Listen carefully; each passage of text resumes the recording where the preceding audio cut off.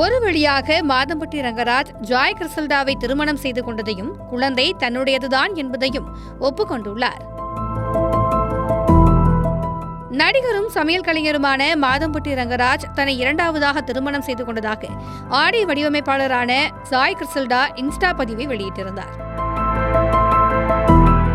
ஆனால் இதற்கு மாதம்பட்டி ரங்கராஜ் தரப்பில் எந்தவித பதிலும் வெளியிடவில்லை. பதிலுக்கு ஜாய் கிறிசல்டா இரண்டாவது திருமணம் செய்து கொண்ட புகைப்படங்கள், இருவரும் அவ்வப்போது எடுத்துக்கொண்ட வீடியோக்கள் என ஒவ்வொன்றாக இணையத்தில் பதிவிட்டு புயலை கிளப்பினார்.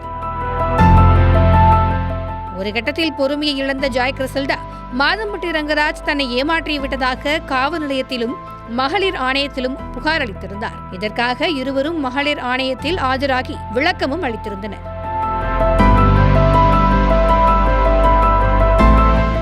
இதற்கிடையில் ஜாய் கிறிசல்டாவுக்கு ஆண் குழந்தை பிறந்தது. தனக்கு மாதம் 6,50,000 ரூபாய் பராமரிப்பு செலவுக்காக ரங்கராஜ் வழங்க வேண்டும் என நீதிமன்றத்தில் ஜாய் கிறிசல்டா வழக்கும் தொடர்ந்திருந்தார். இந்த நிலையில் ஜாய் கிறிசல்டாவை இரண்டாவது திருமணம் செய்து கொண்டதை ரங்கராஜ் ஒத்துக்கொண்டுள்ளார்.